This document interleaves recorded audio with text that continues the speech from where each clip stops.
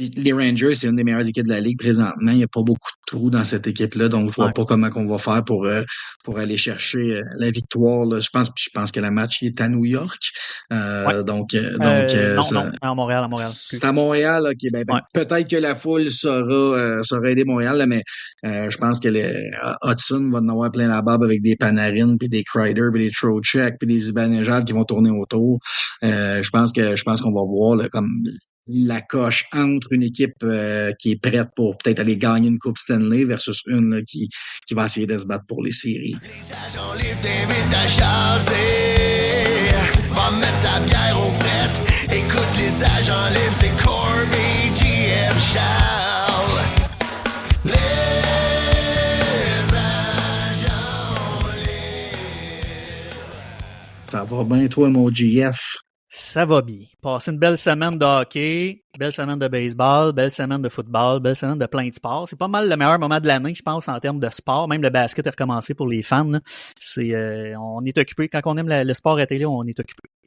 Le mois d'octobre, l'automne, égale les 4 sports majeurs en même temps. Les fans qu'on est adorent ce moment-là de l'année. Exact. Corb, on a lancé le premier épisode la semaine passée. On s'est réécouté. On veut s'améliorer. On va changer de semaine en semaine notre approche. Puis, tout ce qu'on veut vous amener exactement, c'est un work in progress. On change un peu la façon d'approcher. On fera plus de pause. La musique du début, c'est un peu long. Bref, on essaie de vous revamper ça. Puis, on part avec cette nouvelle monture-là. Déjà, épisode 2. Actualité cette semaine, Corb. On commence avec Johnny Hockey. Bel hommage que l'organisation a fait là, en début de semaine. Ouais, moi, je suis pas celui là, qui regarde le plus ce genre d'événement-là, mais on a tous été touchés là, cet été par l'accident tragique qui a pris la vie de Johnny et de Matthew Gaudreau.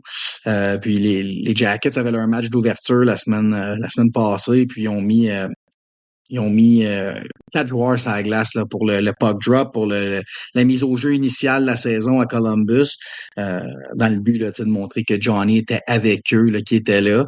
Puis j'ai trouvé ça magnifique, une belle pensée, une belle exécution. Là. Je pense pas que personne l'avait vu venir.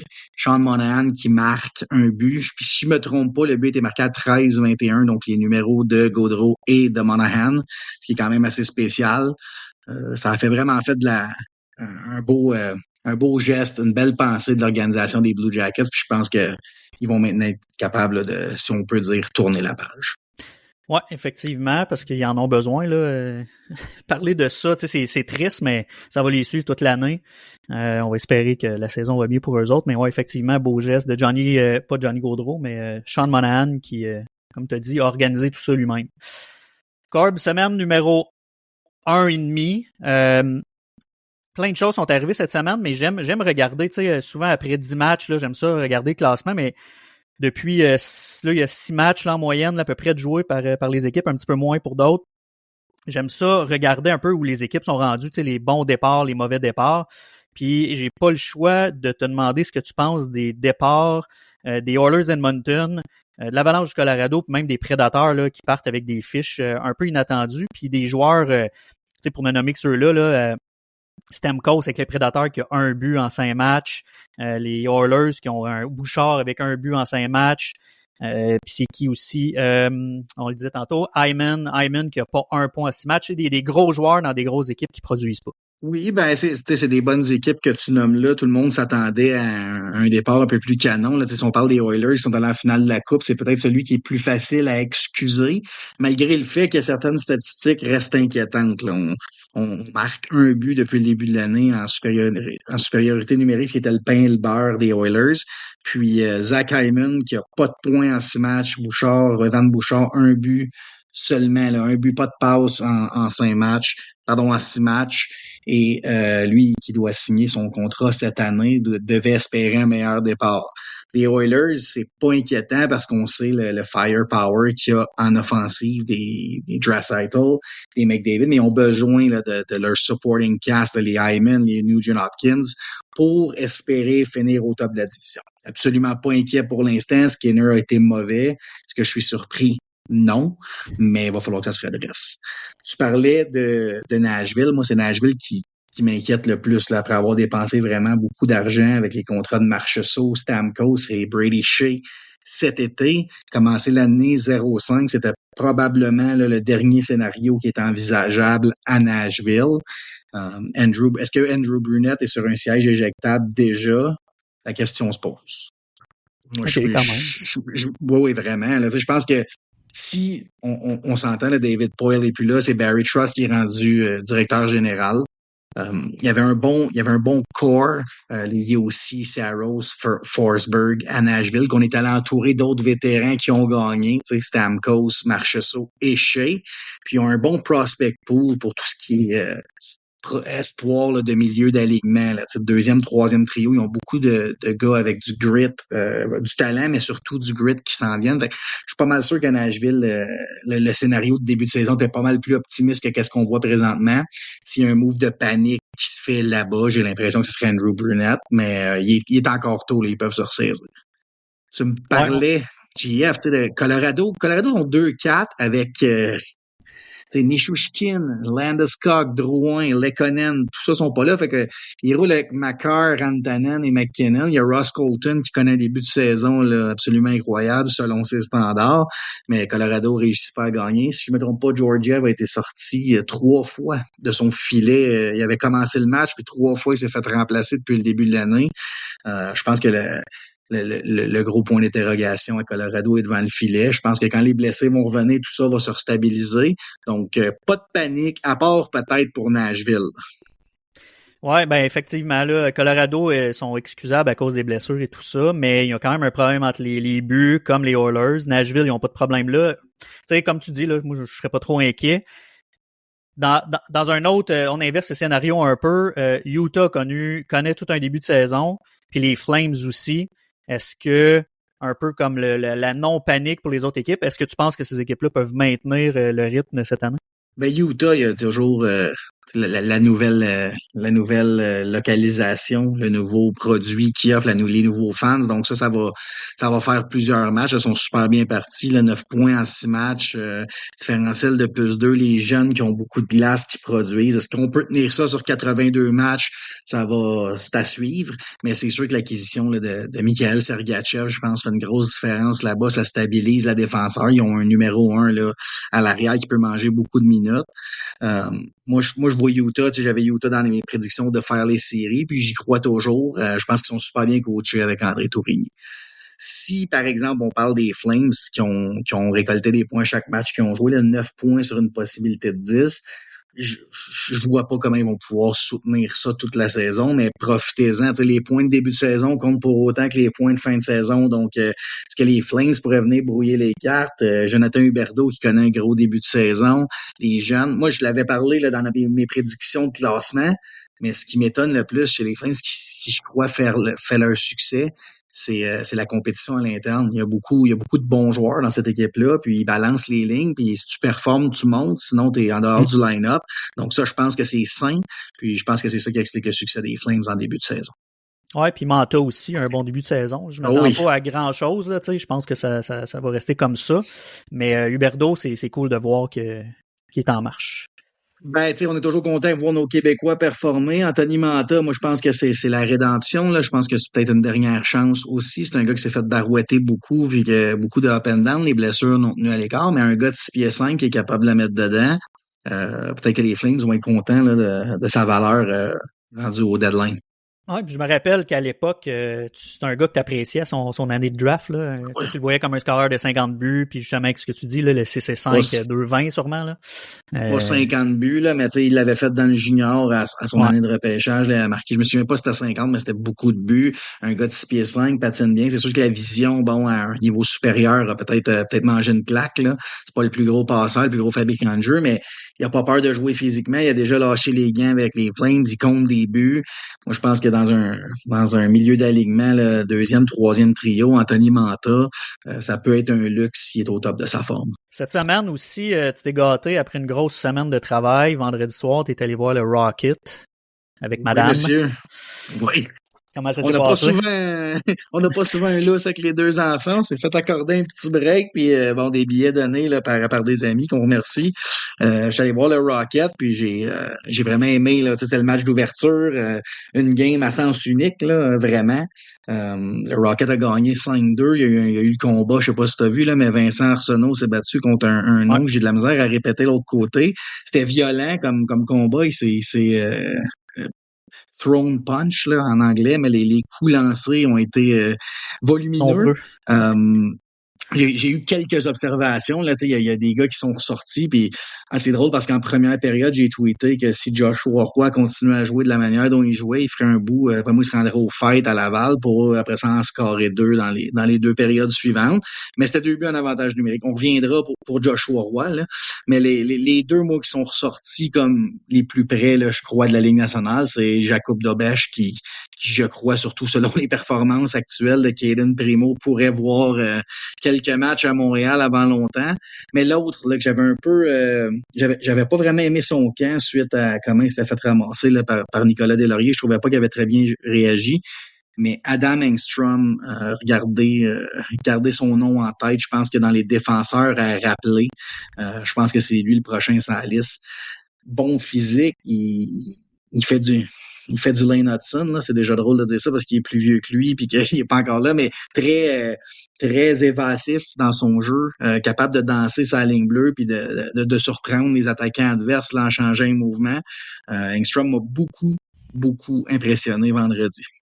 D'un autre côté, d'un autre angle, là, j'étais bien, moi j'allais là pour voir bien du monde, mais tu sais les 4 jeunes, là, on s'entend, Luke Tuck, Florian Jacquet, Philippe Méchard et Owen Beck.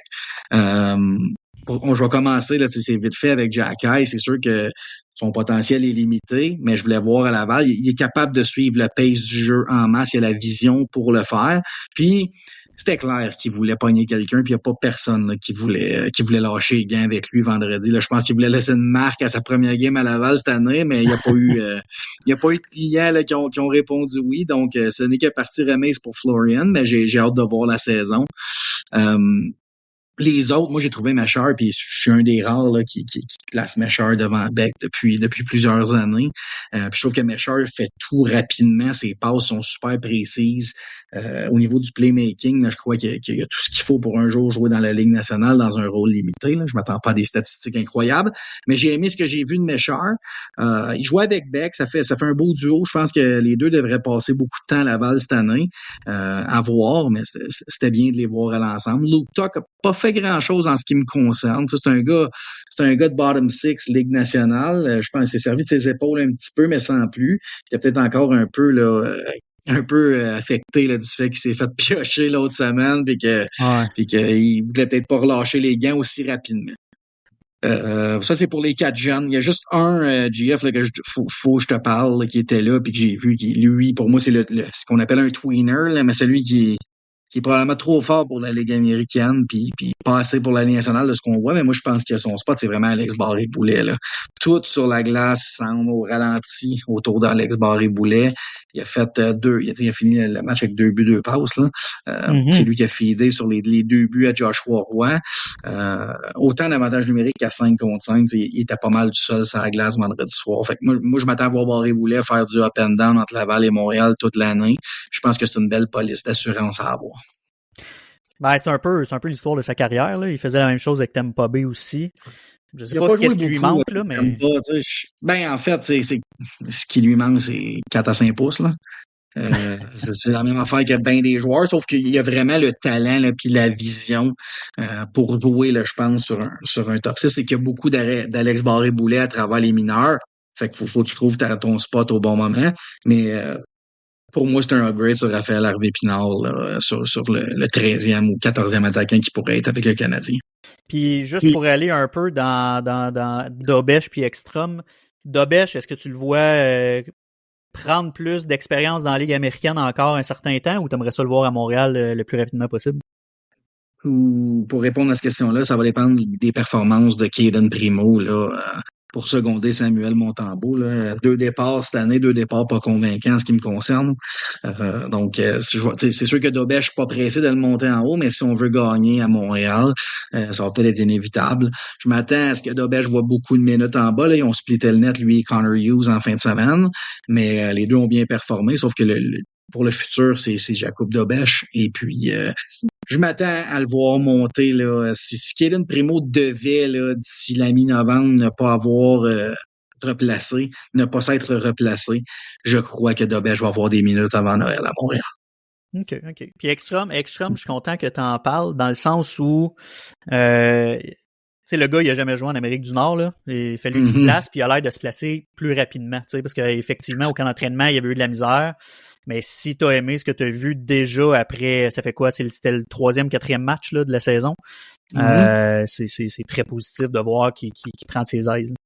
Ben, suite à la mise en échec de Nicolas Deslauriers, on l'a tout vu, là, je veux dire, il jouait ses talons beaucoup, puis il a été shaké par ça, ce qui est tout à fait normal, là. Deslauriers, ça doit pas être super plaisant se faire étamper par Nicolas Deslauriers, mais moi, ce que je suis content de voir, c'est qu'il rebondit, il s'en va en bas, il y a les minutes du premier défenseur, il livre. C'est sûr que le soir où je suis allé, moi, vendredi, la veille, j'étais un peu déçu, mais le Canadien a rappelé Logan Mailloux là, suite aux blessures là, de Caden Goulet puis Matheson qui était incertain.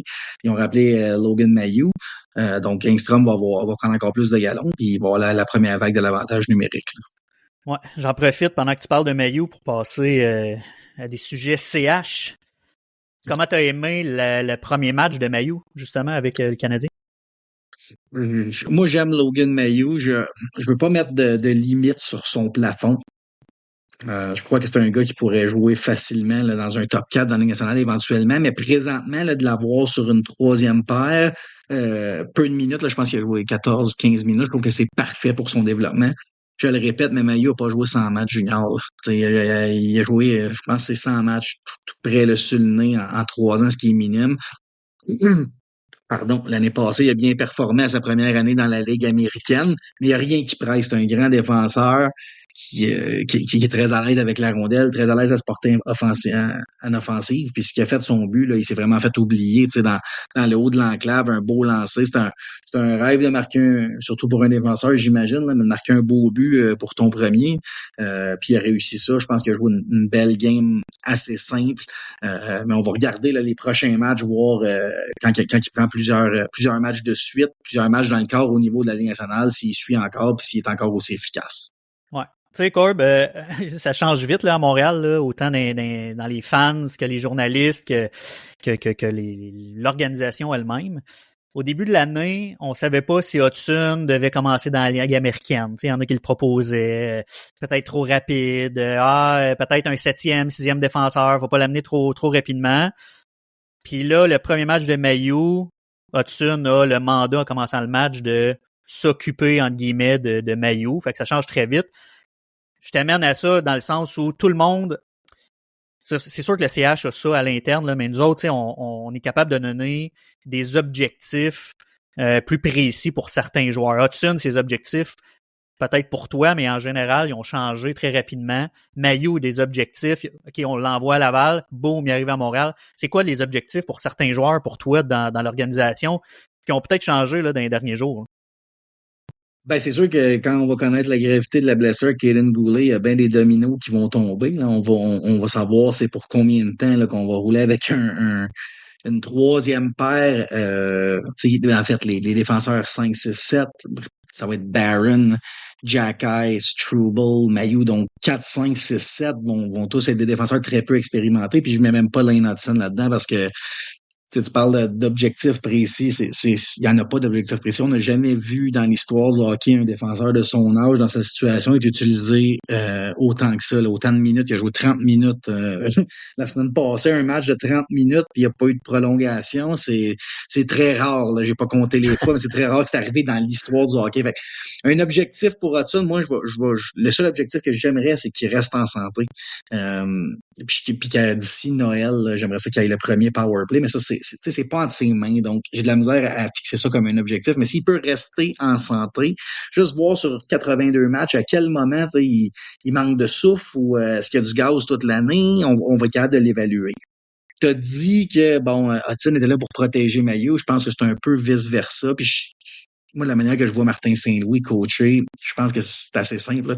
Ceux qui mangent beaucoup de minutes vont être matchés avec des gars qui sont capables de prendre beaucoup de minutes. Puis Mailloux en avait pris beaucoup au niveau professionnel dans la Ligue américaine l'année passée, puis depuis le début de la saison à Laval. Donc, je pense que c'est comme ça là, qu'il a fait son choix, mais je serais pas surpris de voir ces pairings-là changer, surtout quand Goulet va revenir. Ben ouais. Ben ouais, puis je dis pas protéger, mais c'est juste, je trouve que c'est un beau geste de confiance de dire on va mettre les deux kids ensemble. Ben ouais, oui, puis qui sait, tu sais, peut-être que Hudson et Mailloux, à moyen long terme, vont être un pairing pour plusieurs années. Donc, moi, j'aime ça, les expériences qu'il fait. Là, je sais qu'il y en a beaucoup qui critiquent là, le statu quo à l'attaque, là, parce que bon, ça peut la deuxième ligne produit pas et tout ça. Mais moi, j'aime les expériences qu'il fait en arrière. Puis, tu sais, déjà, là, le Canadien clairement voit ce qu'on voit. Là. Ils ont échangé, ils avaient le choix d'échanger tout le monde dans leurs jeunes défenseurs, puis ils ont échangé Harris et Kovacevic. Donc, qui est le prochain, tu sais, je veux dire, il n'y a rien qui presse avec les blessures, puis à Laval, qui on peut monter maintenant? Bon, peut-être Ekstrom, puis peut-être, là, tu sais, je dis vraiment peut-être William Trudeau, mais je veux dire, il n'y a pas énormément de relève présentement à Laval, donc je pense pas qu'il y a rien qui presse de bouger un défenseur. Puis dans les circonstances actuelles où on perd des gars en raison de blessures, ben qu'il faut remplir des chandails, il faut qu'il y ait des gars qui jouent. Puis j'aime ça là, qui donnent la confiance aux jeunes comme il le fait présentement. Kovacevic, d'ailleurs, qui a un solide début de saison avec les Devils. Tant mieux ben pour oui, lui. puis ça va continuer de même toute l'année, mais tant mieux. C'est un concours de circonstances, Kovacevic à Montréal. Tu sais, c'est un gars comme 7e à 900 000, c'était le parfait défenseur, 6-7e. Donc, on l'a échangé parce qu'il y avait un surplus et que tu veux pas donner des gars comme Barron, comme Struble, parce qu'ils n'ont pas nécessairement la valeur qu'on croit qu'ils vont avoir dans quelques années. Puis Kovacevic est un petit peu plus avancé en âge, mais Kovacevic reste un très bon défenseur fiable de dernière paire là, dans la Ligue nationale.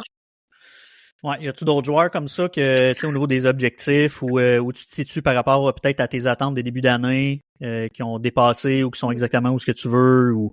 Ben, tu sais, moi, je vois Cole Caulfield qui a un début de saison fulgurant. Je pense qu'il a 6 buts en 6 matchs, mais tu sais, j'étais allé voir, il tire pour 30%. Donc, c'est, en anglais, ils disent unsustainable. Ça peut pas tenir, tu sais, à 30%, mais quand même, ce que j'aime, c'est qu'il décoche. Puis il compte. Il va falloir qu'il varie un petit peu là où il lance, là, parce que son short side, là, il était un petit peu chanceux, je pense, samedi, là, ses 2 buts vers la mauve, dormir un petit peu, mais tu sais, mettons être un goaler ou être une défensive, là, je pense que le mot se parle, surtout en avantage numérique, le jeu de Caulfield est télégraphié beaucoup, là, selon moi. Mais bon, pour l'instant, il marque un scoreur, ça score. Hein? Aussi simple que ça. Puis Caulfield réussit à le faire là, aisément. Une maudite chance qu'on a Caulfield présentement parce que le reste de l'attaque n'est pas super productif. Ouais, effectivement. Moi, je te lance 2 noms rapidement, puis tu sais, c'est pas des gros noms, mais je suis quand même content de les voir aller. Mais Kapanen puis Heinemann, début de saison, quand même intéressant. Oui, absolument intéressant. C'est le bon mot. Ils méritent chaque opportunité qu'ils ont, ils méritent leur glace. Heinemann, il a marqué un super beau but, puis encore en tir de barrage. Là, on voit la qualité de son tir. Là. Plusieurs réclament une audition sur le premier ou le deuxième trio là, pour ça. T'sais.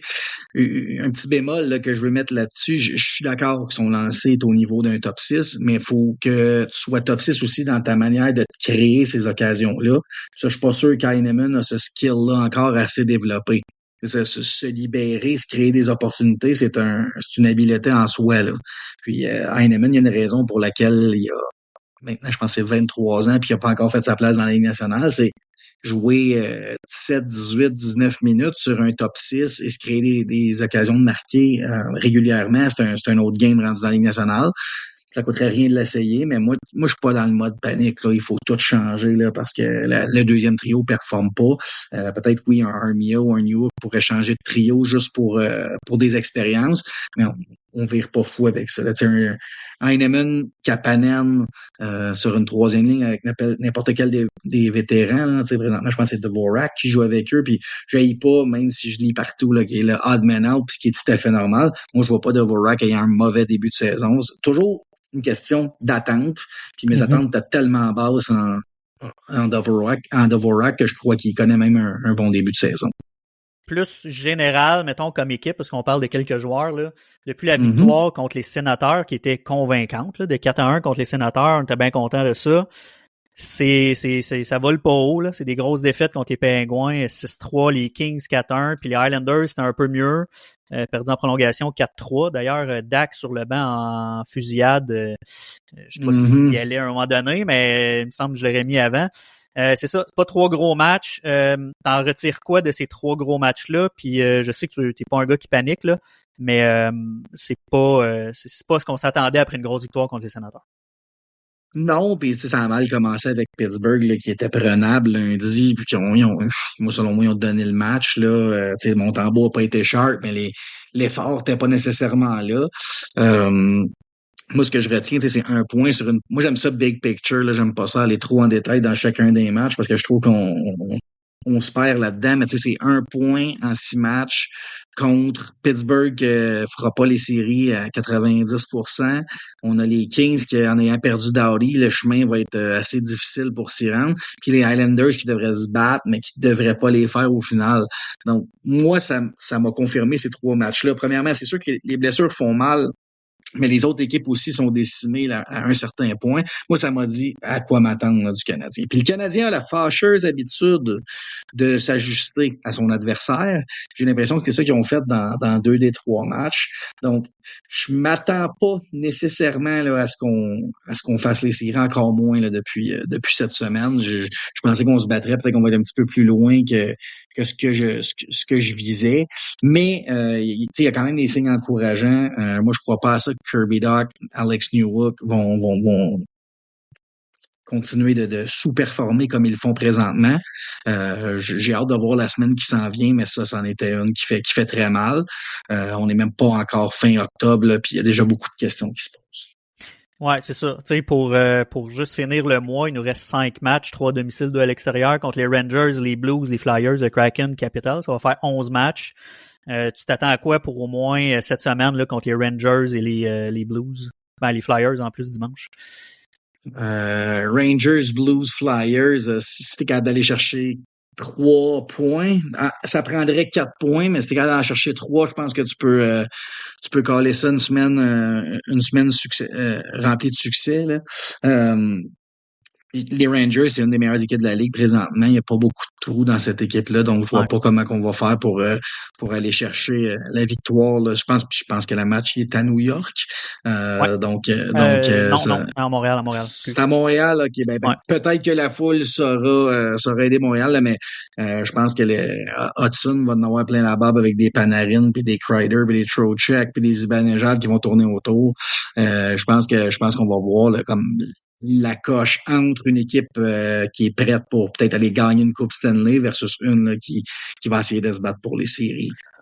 Les Blues, moi, je trouve que c'est une équipe qui est bien balancée, sans être super dynamique, ils sont super bien balancés, puis ils jouent bien, ils sont bien coachés aussi. À suivre, je pense qu'il y a un point à aller chercher là, puis c'est contre Philadelphie, je crois, là, qu'il faut aller chercher la victoire dimanche sans aucun doute. Ouais, d'ailleurs, Philadelphie, je suis content, c'est à Philadelphie, là, parce que sûrement qu'on aurait entendu des niaiseries avec Mitchkov On va en entendre, Jeff. On va en entendre. Les partisans de Montréal sont pas capables de s'en empêcher. Ah oui, ok, ben. Dans la foule. Puis, tu sais, d'ailleurs, ceux qui aiment mise au jeu, d'après moi, aller mettre un petit 2 sur Mitchkov qui marque un but, parce qu'on dirait que ces joueurs-là, juste pour mettre de l'huile sur le feu, ont tendance à marquer contre le Canadien. Fait que je serais pas surpris que Mitchkov en marque 1 ou 2, peut-être même son premier tour de chapeau en carrière, juste pour le show.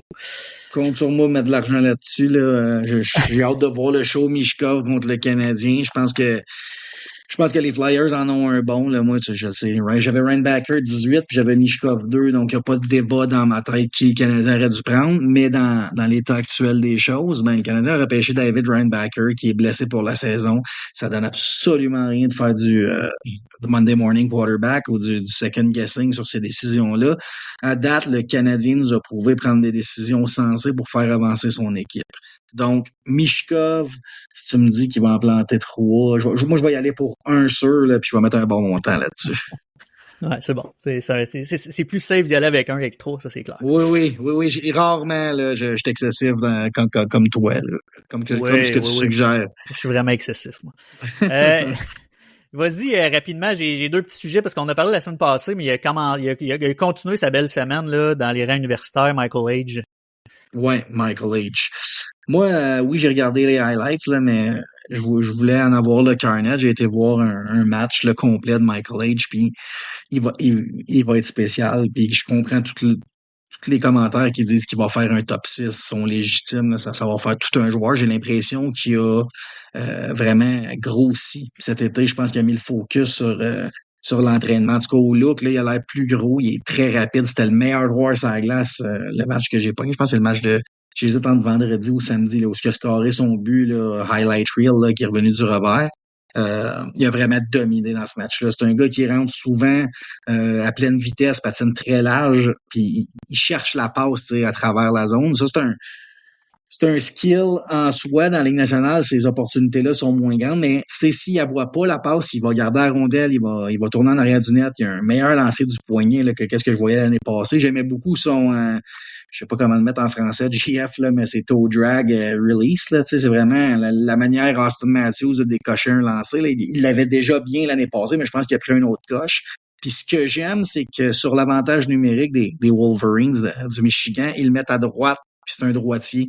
Donc, vu que c'est un bon passeur et un bon shooter, il y a les deux options là, qui s'offrent à lui. Je vais écouter beaucoup de matchs de lui là, cette année, mais honnêtement, pour un des plus jeunes joueurs de la NCAA, il est vraiment dominant. Puis les Wolverines étant un des programmes les plus réputés, je suis vraiment agréablement surpris de le voir performer. Ah, tant mieux, tant mieux. Il y avait beaucoup de points d'interrogation. S'il continue de même, je sais pas si on va le voir l'année prochaine à Montréal, mais ça va dépendre de lui, en fait, là, s'il veut rester à l'université ou pas, mais d'après moi, on va le voir assez rapidement. Quand j'ai regardé le match, je suis toujours en train de me prendre des notes, puis honnêtement, là, de ce que j'ai vu, puis moi, je m'en fais pas juste sur un match, là, je vais continuer à en écouter, mais s'il joue comme ça, il y aura plus rien à faire à la fin de l'année dans la NCAA, donc je serais pas surpris là, de le voir signer pro. Peut-être pour brûler une année, il ferait jouer un match à Montréal, mais je pense qu'un séjour à Laval pourrait être bénéfique. Là. En ce qui concerne là, les prospects du Canadien, là, il est vraiment le premier joueur de centre là, à s'en venir, là, qui est pas dans l'équipe actuellement. Là. Il dépassera probablement jamais Nick Suzuki, mais je pense que Kirby Dach, qui regarde ça aller, doit se dire que plusieurs matchs NHL vont l'aider. Puis il est clairement en avant de Winbeck en ce qui me concerne. Là. Donc, puis même Oliver Kapanen. Donc, Michael Age, je m'attends fortement à ce qu'il signe puis qu'on le voit évoluer sur le top 9 du Canadien assez rapidement. Ah, c'est solide, ça, c'est solide. Ouais, gros pick à 21, là. Ouais. Avant de passer à la section prospect, je veux t'entendre sur, tu sais, Patrick Roy avant le match contre les Highlanders, ben pas contre les Highlanders, mais Roy contre Montréal, mentionné qu'il comparait un peu Lane Hutson à Cale Makar dans ses débuts, puis la façon qu'il contrôle le jeu, puis tu sais, tout leur volet offensif. Puis Anthony Duclair qui a dit aux médias que l'équipe se préparait comme quand ils affrontent Cale Makar. Je pense qu'ils les affrontaient comme quelques jours avant. C'est des belles des belles choses. Puis évidemment, ils diront pas du négatif sur Hudson. Là. C'est la saveur du mois et probablement des prochaines années. Mais pour toi, c'est quoi la différence peut-être entre Makar puis même je vais ajouter Fox Hughes là, dans le lot avec comparativement à Hudson? Ouais, ben tu sais, c'est les noms que t'entends quand on parle de Hudson parce qu'ils ont plusieurs points en commun. Le fait qu'ils sont undersized pour la position à laquelle il joue, puis l'autre étant, tu sais, c'est des gros producteurs de points offensivement. Pour moi, j'ai beaucoup regardé le jeu de Hudson depuis l'année passée, même avant son draft, mais l'année passée, cette année, parce qu'il a beaucoup évolué, tu sais, puis il a toujours été un peu le même joueur, mais je pense que son coup de patin s'est vraiment amélioré pour être capable de continuer de faire ça au niveau de la Ligue nationale. Par contre, ce que je remarque avec Hudson, surtout là, depuis le début de cette saison, on peut pas vraiment le comparer là, aux noms qu'on nomme là, les Hughes, Makar et Fox. Fox peut-être un petit peu plus, à mon avis, là, parce que c'est plus semblable comme joueur. Mais Hughes et Makar ont les deux séparément font quelque chose que Hudson, j'ai pas vu faire encore. Puis je dis pas qu'il est pas capable, là, parce qu'en pré-saison, on a tout vu la saucer pass d'une zone à l'autre directement à Milan Heinemann pour un échappé. Moi, ce que je pense, c'est que Lane Hudson a pas le skill pour... là, ça, c'est vraiment technique hockey, mais des stretch pass là, pour le commun des mortels, là, ça, c'est quand on étire le jeu là, avec une passe, puis si vous regardez Quinn Hughes ou Cal McCarr, tu sais, là, on sort d'en arrière du filet avec la rondelle, on est le défenseur, puis on fait une passe de 2 zones directement sur le tape, soit pendant un changement de trio ou juste à travers la défensive adverse pour étirer le jeu, pour ouvrir le jeu puis rentrer en plein contrôle dans l'autre zone. Ça, Hudson, je l'ai pas vu faire ça encore, puis à le regarder, tu sais, moi, je pense que c'est vraiment une de ses lacunes, c'est les longues passes. S'il y a des lacunes, là. Mais en voulant dire que, pour moi, ni McCarr ni Hughes sont d'un bon comparable pour Lane Hudson. Oui, au niveau des joueurs, puis ils appellent ça ankle breaking en anglais, là, mais ils cassent des chevilles en faisant des petites feintes avec la tête, avec les épaules, changer de direction. Ça, c'est comparable, mais les deux autres ont le stretch passing, que j'aime appeler, au niveau 9.5, 10 sur 10, tandis qu'un Hudson serait peut-être plus un 6-7 sur 10 à ce niveau-là. Ce que je considère, là, c'est vraiment une bonne différence dans le style de jeu. Mais je pense qu'il est plus efficace que tous les noms que je viens de te mentionner en zone adverse pour justement ankle breaking, là, déjouer des joueurs, les faire sortir de ses patins, appelle-les comme tu veux. Ça, je pense qu'il y a une coche sur toutes les autres, donc ça va être vraiment intéressant de suivre sa progression là, dans les prochaines semaines, voire années. Hudson aussi, une de ses faiblesses, je pense, c'est son lancer aussi. Là. C'est pas quelqu'un qui va lancer souvent au filet, il va peut-être plus dans les tirs du poignet. Ou... J'ai pas vu faire un slap shot ben. Là. Non, puis c'est pas effectivement, mais c'était aussi la faiblesse, puis c'est encore aussi la faiblesse à Quinn Hughes et à Adam Fox. C'est pas les plus gros lancers. La bonne nouvelle, c'est que ces gars-là, avec les années, se sont développés une précision avec leur lancer. Donc, ils frappent le net, puis quand ils ont un seam là qu'on appelle, je suis très anglophone dans mon hockey là, tu me pardonneras là, mais un seam tu sais vraiment pour mettre une rondelle que le goaler a vu voiler là, tu sais c'est vraiment c'est sont devenus experts à ça en jouant plusieurs matchs dans la Ligue nationale, donc il y a rien qui me permet de croire qu'Hudson ne sera pas capable, mais pour l'instant là, c'est ce qui différencie vraiment ces noms là. Ouais. Corb, avant de passer, encore une fois, là, je viens de dire qu'avant de passer au prospect, on va parler d'Hudson, mais là, avant de passer au prospect, j'ai une question. J'ai entendu de quoi cette semaine, puis je veux même pas que tu répondes, ça vaut même pas la peine, parce que moi, j'aurais pas répondu, puis j'ai pas répondu à ça, mais j'ai entendu, tu sais, j'aime ça, on a la chance, là, on se donne la chance ou le privilège de dire ce qu'on pense dans un podcast, puis on écoute bien du contenu, puis cette semaine, j'ai entendu une question, tu sais, il y a souvent de la panique là, à Montréal, là, puis là, j'ai entendu une question à la radio. Choisissez-vous Patrick Roy ou Martin Saint-Louis pour diriger le Canadien? Puis, honnêtement, il y a des questions des fois qui sont posées. Je suis comme, je comprends, tu sais, c'est à la radio, t'as besoin d'attirer du monde, tu veux faire arriver ça, mais celle-là, je la comprends pas en tout, cette question-là. Ben, moi la réponse que je vais te donner à ça, c'est les deux. Tu sais, je serais pas surpris que quand le mandat de Saint-Louis sera terminé, ça sera peut-être au tour à Patrick Roy. Un empêche pas l'autre. Pour l'instant, c'est de la... C'est de l'air, ça, c'est du vent. Patrick Roy coach les Islanders, Martin Saint-Louis coach le Canadien. Je pense qu'on peut arrêter ça. Exact. La meilleure réponse que j'ai entendue, en fait, c'est notre ami Anthony Marcotte qui l'a donné. Il a dit Patrick Roy est parfait pour les Islanders, puis Martin Saint-Louis est parfait pour le Canadien en ce moment. Saint-Louis serait pas le bon coach pour les Islanders, puis Roy probablement pas le bon coach pour le Canadien présent. J'ai pas le choix d'être d'accord avec ça. C'est exact. Les scénarios, le contexte là, dans plusieurs des discussions qu'on a là, puis même à travers tous les podcasts qu'on va faire, le contexte il est pour beaucoup. Là. Si tu m'entends dire que Lane Hudson fait pas des stretch pass comme McCarr et Hughes, tu écoutes ce podcast-là dans 4 ans, ça se peut que j'aille la fou là. Fait que tu sais, le contexte, le moment où c'est dit, le moment où c'est fait. Présentement, Patrick Roy fait des miracles avec l'équipe de marde des New York Islanders, une équipe vieillissante qui a rien, un des pay prospect pool de la Ligue, puis Roy les rend relevant. Puis je pense que Martin Saint-Louis, là, avec les pions qu'il a sous la main, il sort. Ce que j'aime de Martin Saint-Louis, là, c'est qu'il sort le meilleur de ses meilleurs. Ça, c'est quelque chose qui est dur à faire. Fait que, tu sais, Cole Caulfield est revenu d'une blessure cette année, début de saison en feu. Slavkovski, il fait rien, on le voit pas. 1 but, 5 passes en 6 matchs. Suzuki, on le voit pas, il y a 5 passes en 6 matchs. Puis Lane Hudson, il y a juste 4 points en 6 matchs, mais bon, il joue 30 minutes, il joue 25 minutes contre les gros joueurs de l'autre bord. Ça, pour moi, là, ce que ça fait, là, c'est des grosses minutes. Tu sais, quand il parle de reps, là, quand il parle de répétition, ça, là, ça va être payant. On va rentrer en série puis qu'on va commencer à affronter ces gars-là aux 2 soirs sur une série de 7 matchs. Tu sais, ça, c'est ce qu'on veut pas voir présentement, puis on aimerait ça qu'il balance son banc, tout ça, mais moi, je comprends exactement ce qu'il est en train de faire. Ouais, puis j'ai envie de te dire que même les shootouts cette semaine, moi, c'est la pensée que j'ai eue. Je me suis dit, il fait jouer ses jeunes. Ça veut dire qu'à un moment donné, le premier shootout à Heinemann ne sera pas d'une situation où c'est must-win situation. Là, il le fait, il a l'expérience, il le vit. Puis Exact. Ça, c'est des reps dans des moments. Tu sais, le contexte que je te parlais il y a 2 minutes, là. Il y avait un contexte où tu pouvais faire ça. Le seul, on s'en est parlé, mais Kirby Doc qui est pas envoyé. Moi, si ça, c'est essayer de lancer un message là, pour ses pénalités dans le match. Ça, on pourrait argumenter. Là, ça, je pense pas que c'est la bonne façon de faire. Mais paniquons pas, les 6 matchs de jouer. Les 6 matchs, ça doit équivaloir à peu près à 7% de la saison. Donc, si on panique en ce moment, ça sera pas beau dans 3 mois. Là. Ouais, exact. Tantôt, tu disais que tu pourrais peut-être avoir l'air fou si on écoute ce podcast-là dans 3-4 ans. Fait qu'on va continuer dans le peut-être avoir l'air fou. Bon segway, ça, mon GF.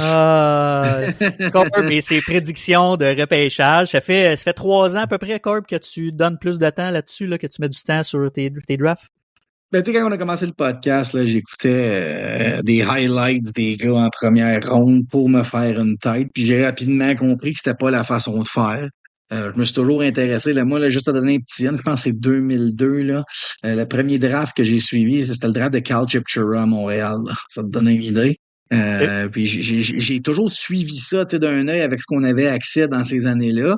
Là, depuis quelques années, c'est plus facile, tu sais. Puis depuis 2022, j'ai vraiment tu sais, le repêchage de Slavkovski, là, je peux dire que j'ai scouté, là, j'ai quote unquote, là, je le mets en guillemets, j'ai scouté selon mes standards. Vraiment, là, tu sais, n'importe quoi de 45 et 75 espoirs à chaque année. Puis j'étais vraiment confiant là, tu sais, avec mes prédictions de faire une liste puis mettre des gars dans l'ordre. Puis bon, voyons voir les résultats plus tard là, quand ça sort, mais je me suis amusé avec ça. Puis, tu sais, 2022 était l'année, ça a tombé que le Canadien, repêchait premier, hein. Fait que c'était super spécial. C'était super spécial de pouvoir scouter, vivre ça. Puis, il y avait plus qu'un choix de première ronde en plus. Donc, ça, moi, c'était le summum. Là. Je pouvais vraiment scouter. Puis, j'avais besoin de scouter pour un choix top 5 et un choix probablement bottom 10, ce qui est super le fun. Donc, depuis 2022, je publie ma liste officielle. Puis, 3 ans plus tard, je suis forcé d'admettre que je suis quand même très fier de ce que j'ai livré. C'est tôt là pour faire un redraft ou pour nommer les succès ou les insuccès. Mais je suis très très fier là, de ce que je vois. Je pense que tu sais, puis j'ai pas toutes les ressources non plus d'un scout établi, là. Donc, j'ai moins d'heures. Je travaille aussi 40, 50 heures semaine, 2 enfants à m'occuper, mais somme toute, je pense que je vois le hockey assez clairement. Puis, ouais, c'est ça. J'ai publié, dans le fond, le 2022, je l'avais publié dans nos derniers moments là, des agents libres première version. Puis, Slavkovski était mon premier choix. Tu sais, je me souviens à ce moment-là. Je me souviens, tout le monde s'en souvient, là, mais Shane Wright était Shane Wright était comment on pourrait l'appeler, le Saint Graal, l'homme, celui qu'on pouvait pas dire que ça se pouvait qu'il sorte pas premier. Puis, tu sais, c'était même pas selon les besoins d'une équipe, là, mais moi, je voyais rien de super excitant, malgré que je pense que Shane Wright va faire un bon joueur de hockey. Je comprenais pas le no-brainer premier. Puis bon, on est même pas 3 ans plus tard. Là. On s'entend, là, le draft de 2022 a eu lieu, si je me trompe pas, c'est le 7 ou le 8 juillet 2022. Là, on a même pas 30 mois là, de ce moment-là. Puis je pense plus qu'il y a grand monde qui prendrait Shane Wright premier. Selon les standards. Je sais pas pour toi, là, mais qui tu prendrais premier de ce draft-là? Il y a Logan Cooley puis Uri Slavkovski en haut, là, c'est à peu près ça. Là. Moi, j'adore ce que je vois de Slav depuis qu'il est à Montréal. Là. Autant il a pas l'air, la pression, il en a rien à foutre, son size, tout ça. Moi, j'adore Slav, mais je fais partie de ceux qui étaient comme Wright a été le meilleur par tout ce qui est passé. Je vois pourquoi qu'on le prendrait pas, tu sais, mais j'ai pas mis de temps à scatter ou rien de ça. Là, tu sais, je me fiais beaucoup à ce qu'on disait. Même si j'avais vu Slav dans les championnats mondiaux, je pense, mondiaux, c'est quoi, c'est les Olympiques ou je me rappelle pas. Il a tout fait cette année-là. Fait qu'il il a fait le championnat junior, il a fait les Olympiques où il a dominé. Puis là, le monde disait, il y a pas de joueurs de la NHL, ok, je comprends, mais ça reste tous les joueurs des meilleures ligues en dehors de la Ligue nationale, puis il y a un kid de 17 qui s'en va leur faire la barre, là, tu sais, c'est du jamais vu. Puis Slavkovski, moi, à ce moment-là, c'est pas compliqué. il avait son style déjà NHL. Oui, la glace était plus grande, mais ses buts, il scorait proche du net. Il travaillait, tu sais, moi, je pense, puis ça, là, quote me, là, Slavkovski va être un des meilleurs attaquants défensifs de la Ligue nationale, mais qu'il soit à son apogée. C'est un des meilleurs bâtons. Tu sais, quand il dit, il y a un bon bâton là, pour soutirer des rondelles, pour couper des jeux, pour se mettre dans les jambes, pour aller rechercher une puck à bout de bras. Slavkovski excelle. Puis moi, je voyais tout ça. Puis tu sais, il rentrait au net. Je l'avais vu marquer un but. Là. Il avait vraiment sorti du coin, coupé du revers, shoté avec son propre tour. Tu sais, pour moi, là, ça, c'est des buts NHL. Puis ses mains étaient assez rapides pour penser ça. Fait que je te dirais, là, j'ai commencé à scotter cette année-là, plus en janvier. Après le World Juniors, puis je te dirais qu'au mois de fin février, début mars, j'étais déjà sur le Slavkovski train sans savoir où il sortirait, où le Canadien. Mais je voyais pas là, tu sais, un gars de 6 pieds 3, 2,30 qui suit niveau patin, il a toutes ces habiletés-là, glisser deuxième. Là, je le voyais simplement pas. Pour moi, il y avait Slavkovski et les autres cette année-là.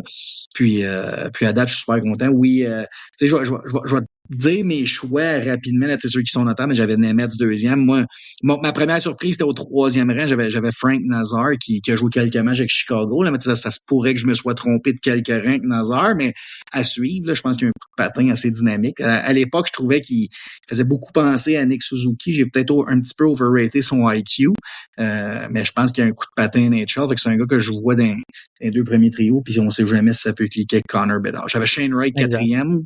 Tu sais, Shane Wright quatrième, je le laissais pas, Shane Wright. Là. Je m'attendais à des saisons de 30 buts, puis tout ça, mais bon, je le voyais pas premier. Cutter Gauthier cinquième, qui a déjà été changé, puis j'avais Logan Cooley sixième. Donc, deux gars là, que moi, je voyais un petit peu plus loin que la moyenne des ours. Logan Cooley, en ce moment, fait beaucoup de points pour un gars de son âge avec Utah maintenant, mais c'est beaucoup de passes, c'est beaucoup de points en avantage numérique. J'ai juste hâte de voir là, si son jeu à 5 contre 5 va se développer. Puis si, mais il est encore très jeune, là, je veux dire, il a coup de patin, il a grossi, il joue bien la game. Là, je l'ai regardé jouer Logan Cooley. Là. Je vais probablement m'être trompé de quelques rangs quand ça va être terminé. Mais sixième, je suis encore confortable avec ça.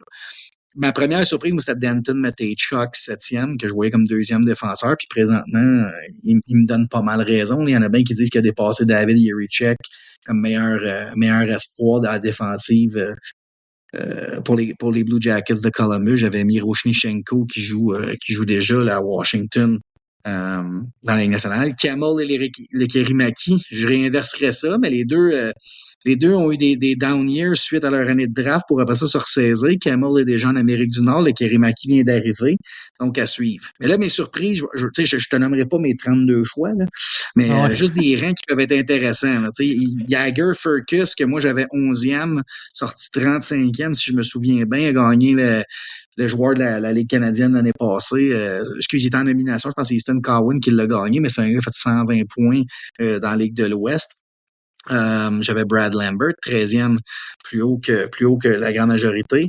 Là, ta question, ça doit être, t'avais où Lane Hudson, toi, David? On l'a vu dans quelques listes, il a sorti 62e, et moi, JF, j'avais Lane Hudson 21e. Je sais pas si ça prouve un point ou ça fait quoi que ce soit, mais lui, je l'aimais vraiment beaucoup.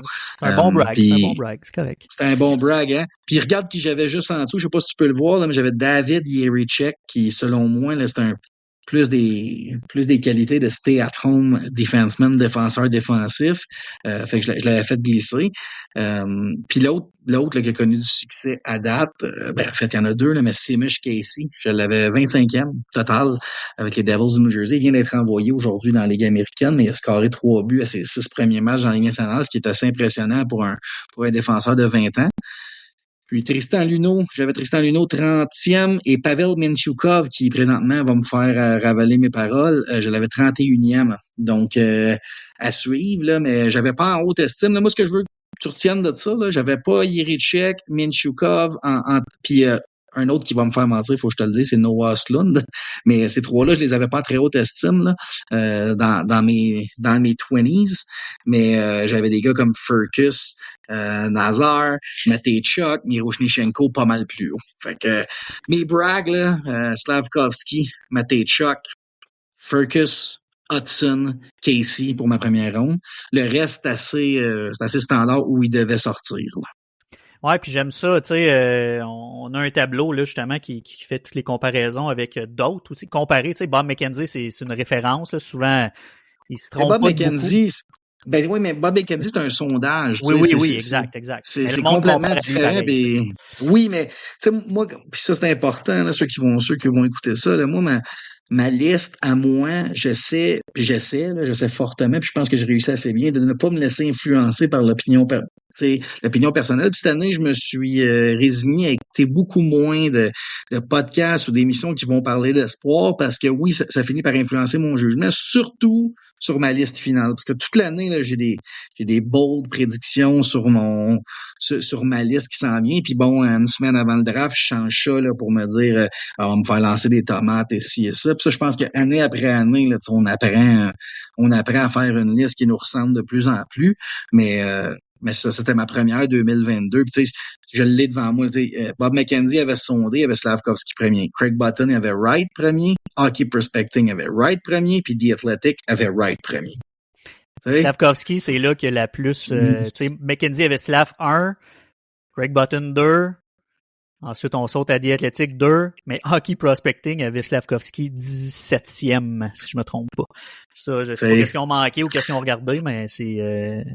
Mais tu sais, l'affaire, c'est qu'il faut que tu regardes les gars qui sont en haut de lui. Tu sais, Isaac Howard, Matthew Savoy, Gleb Trikozov.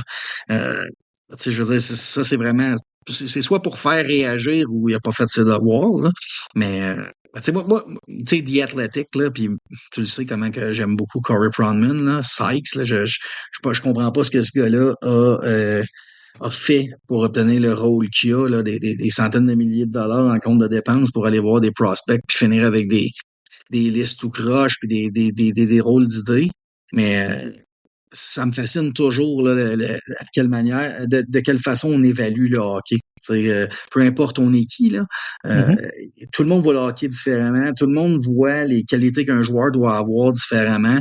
Fait que moi, j'y vais vraiment, j'écoute le hockey depuis que j'ai l'âge d'ouvrir mes yeux à peu près. Là. Puis j'y vais avec ce que je connais, ce que je pense. Puis 2022, là, je vois la liste, tu te souviens, là, je pensais l'avoir perdu à un certain point, là, puis tu as retrouvé ça. Il y a Mathieu Savoie que je vois beaucoup trop haut, puis peut-être Joachim Camel dans ma liste. Mais le reste, je suis vraiment à l'aise avec ce que j'ai pondu, là. OK. C'est ça l'important. Puis, on va revenir peut-être dans les prochains épisodes avec tes autres repêchages, là, voir à peu près ce que tu fais là-dedans. Mais encore là, c'est ça. Lui, c'est celui qui se rapproche un peu plus de la réalité parce que tout le monde a avancé un peu, tandis que là, les autres drafts, les derniers drafts, là, ben là, on est encore dans le néant, là, tout peut arriver. Mais pour celui-là, il y a beaucoup de noms qui sont dans la Ligue nationale ou pas loin de le faire. Donc, c'est une meilleure idée là, globale de tes choix, en fait, du succès de tes choix. J'ai envie de te lancer parce que on essaie d'être plus tight là, dans notre 1 heure, Corb. On veut essayer de respecter ça. On est à combien, de te lancer... là, Jeff? Pardon? On a combien de fêtes, là, en ce moment? Ben, il nous reste un petit 10 minutes. OK, parfait, ça. Ouais.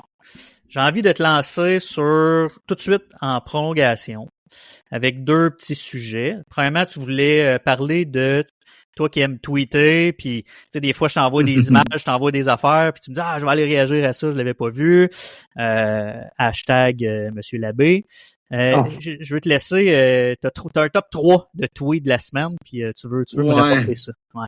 Ben, en fait, là, c'est que moi, là, pour combler mon besoin de parler de sport entre les agents libres première version et les agents libres 2.0, je me suis abonné à X, Twitter, on va l'appeler Twitter, là, parce que c'est le seul nom qui nous revient.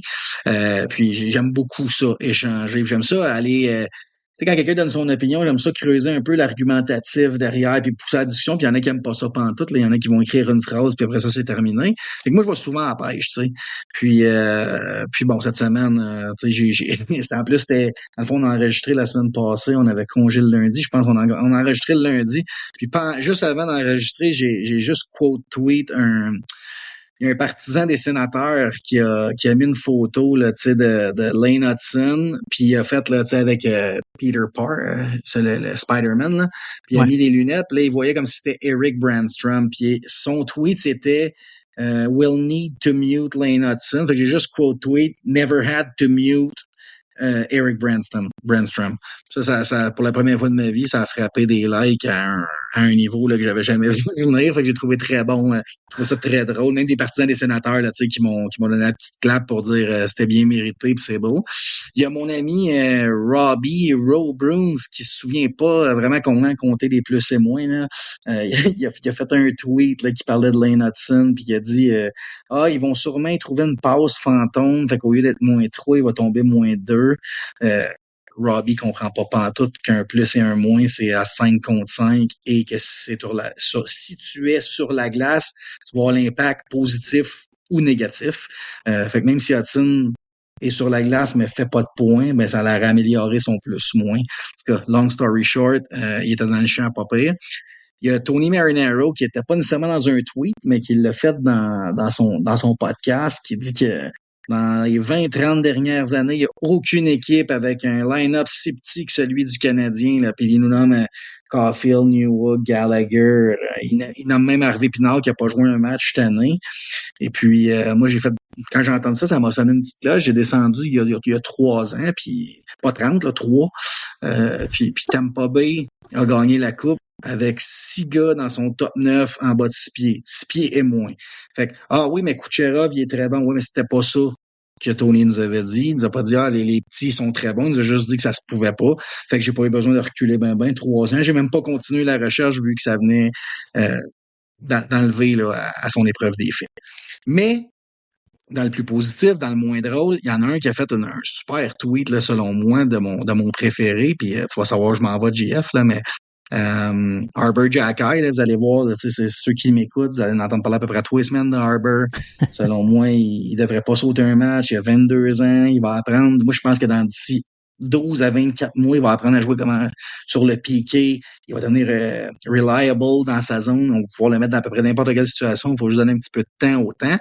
Et Marc Dumont nous a écrit que c'était la 100e match d'Arbor Xhekaj, ce qui est un milestone en soi, mais il a jamais été repêché, puis il a fait le saut directement de la Ligue de l'Ontario à la Ligue nationale, puis il a joué 100 matchs. À partir de là, c'est le premier dans l'histoire à faire ce fait d'honneur-là. Fait que je pense qu'il fallait le souligner. Arbor Xhekaj, n'oubliez pas, il a 22 ans, il ne fait pas que se battre. C'est un gars qui peut ramasser des points, qui peut sortir le puck de la zone, qui peut jouer physique.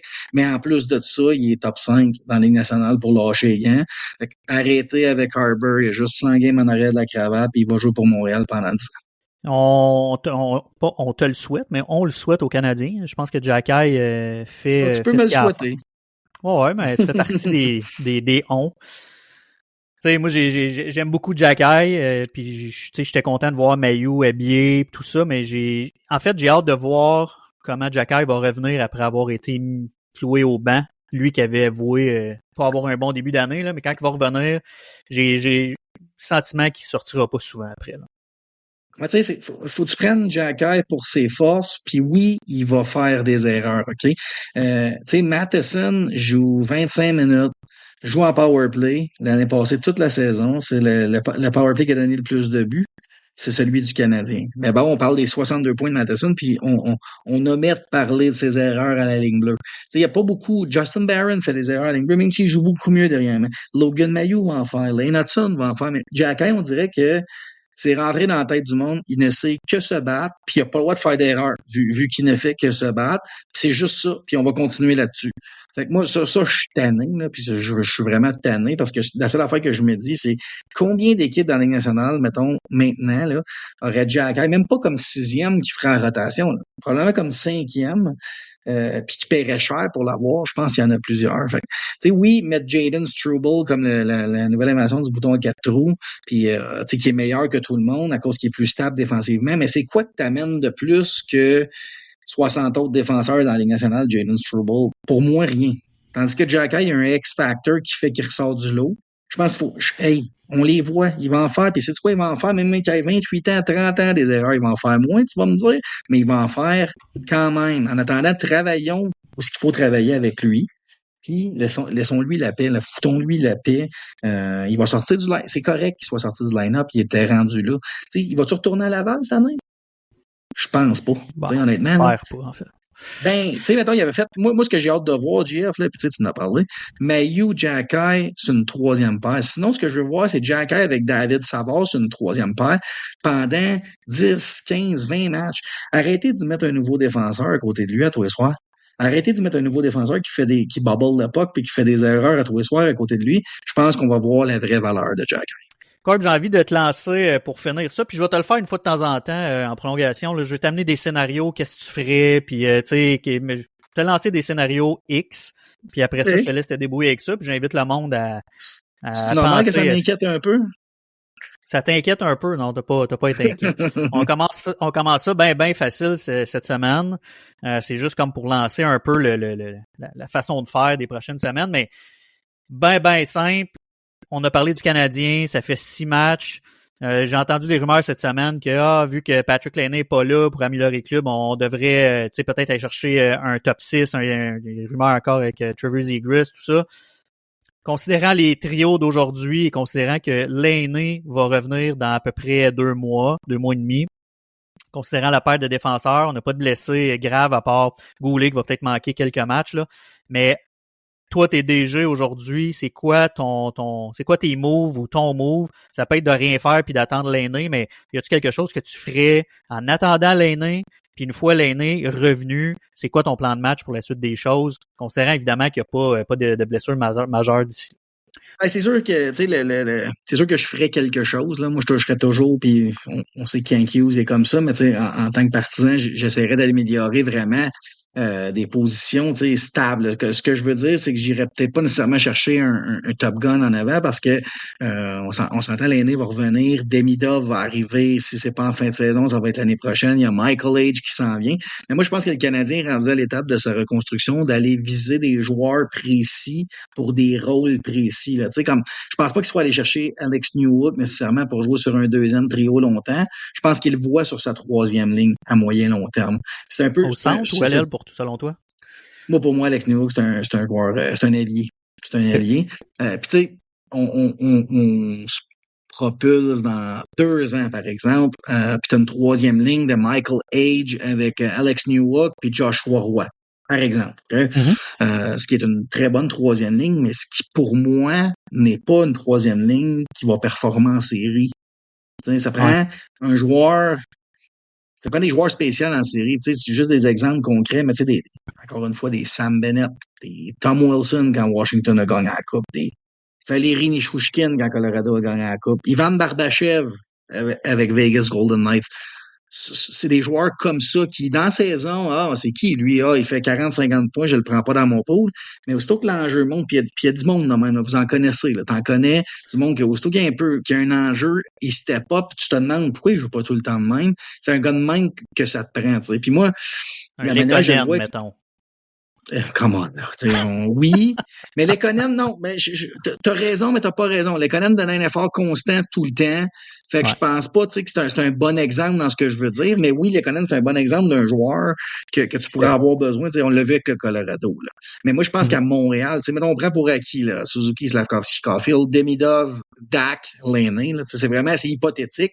Mais ça te prend un troisième trio. Puis un troisième trio, faut pas que ce soit skills, offense nécessairement. Il faut que ça soit capable de contenir un gros trio l'autre bord, casser des face-ups, jouer physique. Fait que, tu sais, moi, je pense que, mettons qu'on prend pour acquis que Age et Newhook sont là, ou Age et Roy, ou Roy et Newhook, ça enlève Age, mais ça te prend un troisième joueur sur cette ligne-là. Puis, tu sais, je vois pas, aussi plate que ça peut paraître, là, il y a 12 attaquants qui jouent tous les soirs, tu sais, puis oui, Oliver Kapanen, je le trouve bon, mais, tu sais, maintenant, il va falloir faire des choix, là. Et si tu Dak va s'en aller, Age va tomber deuxième centre. Anyway, on pourrait faire tous les scénarios qui existent, mais moi, présentement, il y a quelques jeunes joueurs dans des équipes précises où je crois qu'ils pourraient avoir un besoin, puis un besoin à la défensive, que je viserais, tu sais.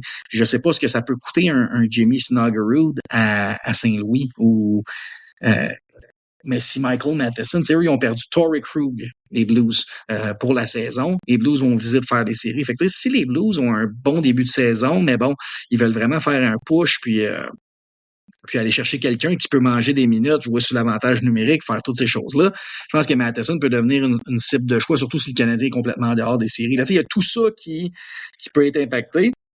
Mais moi, clairement, j'essaierais d'aller chercher un Snuggerud. J'étais déçu, moi, tu le sais, là, mais cet été, quand que Roger McGroarty et Connor Geeky ont été échangés, c'était deux cibles que j'avais. Tu sais.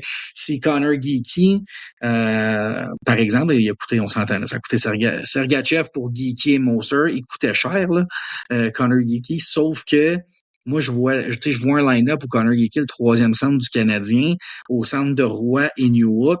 Là, tu commences à jaser. T'sais. Puis Michael H peut s'en aller à 2, ce qui fait que Kirby Dach est le odd man out.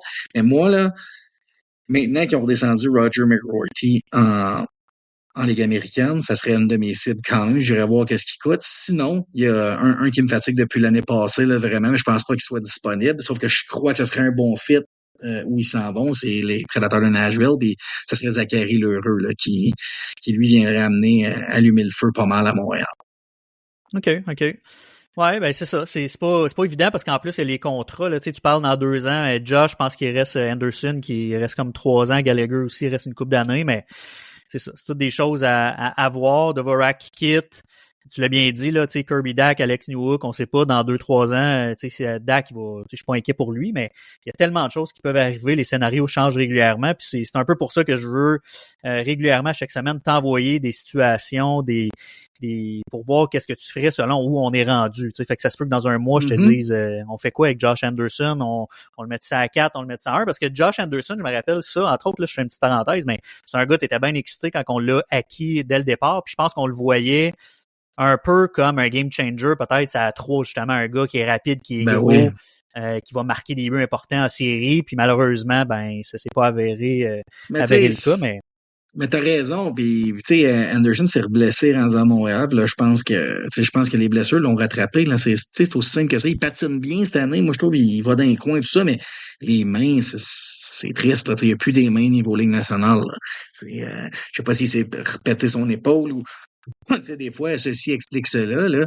Mais tu sais, les contrats qui vont sortir là, dans les prochaines années, mettons, tu sais, Dach va être à renouveler. Moi, personnellement, Dach, je le vois dans un uniforme du Canadien pour longtemps. Puis, si Michael H, ben, prend du galon, puis il devient le deuxième centre, mais Dach, ça peut être un gars qui va ses ailes, qui va sur le centre du troisième trio, peu importe, mais tu sais, c'est un 6 et 4 qui joue des épaules. Exactement le genre de joueur que j'irais chercher pour un troisième trio, là. C'est exactement le prototype Kirby Dach de ce que j'aime, ce qui manque. La seule affaire, c'est que ça t'en prend un petit peu plus qu'un. Il y a Slavkovski qui joue ce rôle-là, ça a 1, puis Dach qui joue ce rôle-là, ça a 2, même avec Demidov et Laine, il y a juste lui qui le fait, fait que ça t'en prend un, ça a 3, là, selon moi. Mais c'est ça. Les contrats de Dvorak, Armia, Savard, Matheson, Anderson, Gallagher vont tous s'en aller tranquillement, sauf qu'il faut se garder de l'argent pour payer des Midov, des Age, des Dach. Mais la manière que c'est géré, honnêtement, un Hudson va aller va signer un gros contrat quand il va être dû. Goulet déjà signé à long terme, on aime ça. Mais la gymnastique mathématique du duo Hughes-Gorton, c'est une des affaires qui m'inquiète le moins dans ce rebuild-là du Canadien. Non, absolument. Puis tantôt, tu l'as dit, à un moment donné, il faut faire des choix. Puis j'ai l'impression qu'on le veuille ou pas. Parce que, tu sais, souvent, on dit, plein de jeunes qui s'en viennent à la défense, on a tel. À l'attaque, il y a des jeunes qui s'en viennent, un roi, un ci, un ça. Ces gars-là vont avoir des contrats. Puis tu l'as bien dit, là, Caulfield, Suzuki sont signés, Slavkovski signé. Mais Dach reste à signer, Newhook, je sais pas combien qui reste d'années. Ensuite, là, tu sais, justement, Mike Matheson, Elaine Hudson, Logan, Struble, tout ça, c'est tout à re-signer, puis ça sera pas des 3 millions par année, là. Fait que du cash. Mais ça dépend. Non, mais c'est bien fait. À part là, les contrats là, qu'on parle tout le temps, là, que c'est pas lui qui a signé, en fait. Là, tous les contrats que Hughes a signés sont bien signés. C'est aussi simple que ça. C'est ce qui a été signé par l'ancien management, Marc Bergevin, merci encore, qui nous fait payer. Mais si on regarde, c'est lui qui a signé Kirby Dach, c'est lui qui a signé Samuel Montembeault, c'est lui qui a signé Alex Newhook dans ce que j'appelle un bridge deal. Ouais. Mais c'était la chose à faire. À ce moment-là, ces gars-là n'avaient pas assez de données pour mettre ça sur du 5-6 millions sur plusieurs années. Il a signé Suzuki, Caulfield, Slavkovski, un 8 ans avec le deal pour moi, qui sont des 3 très bons deals, surtout celui de Slavkovski, selon moi. Ensuite, il a signé Goulet. Goulet, lui, a pogné 6 ans à 5,5, je pense. Ouais, ça Goulet, tourne là, autour c'est de parce ça. que lui, tu sais, Goulet bête sur lui-même en sauvant 2 ans, puis en signant un autre contrat de 8 ans à la fin de celui-là.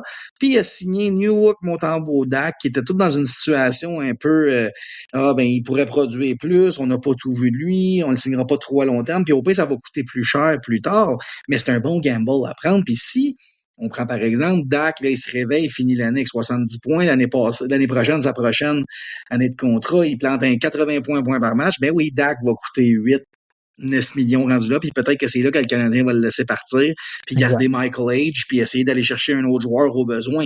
Mais c'est bien fait. Son corps est signé. Son corps, là, il y a 4 joueurs dedans, là, présentement. Là. On s'entend, là, c'est Suzuki, Caulfield, Slavkovski, Goulet.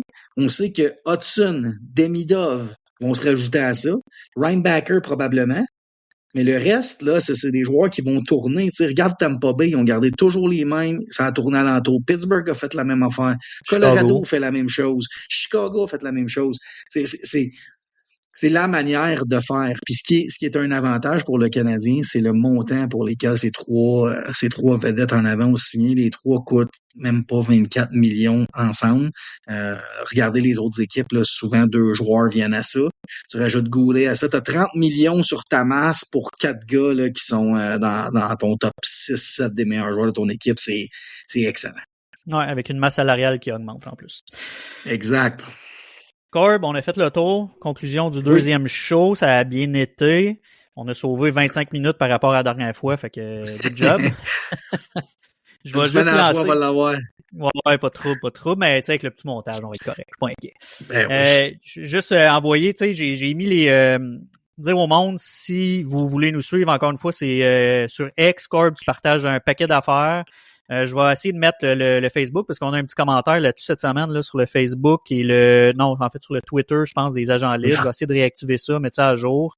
Donc, vous pouvez regarder sur Facebook, X, puis même YouTube, on a mis en audio seulement l'épisode. Donc, ce qui est le fun avec YouTube, c'est que vous pouvez l'écouter, mais il y a des commentaires que vous pouvez aller mettre là, au fur et à mesure que vous écoutez l'épisode. Puis si vous en mettez, on répondra à vos questions à ce moment-là. Donc, encore une fois, merci d'être là. Chaque semaine, on va essayer de s'améliorer. Je pense qu'on a déjà monté d'une petite coche cette semaine. Puis on va espérer être meilleur la semaine prochaine. N'hésitez pas à nous envoyer vos questions, commentaires sur ce qu'on dit. Là. C'est un peu le but de l'exercice. J'ai hâte de répondre. J'ai le goût d'échanger avec vous autres. Yes. Un gros merci, Corp, pour ton temps. Merci à toi, JF. Ce n'est qu'à partie remise. Yeah. Bonne semaine. Salut.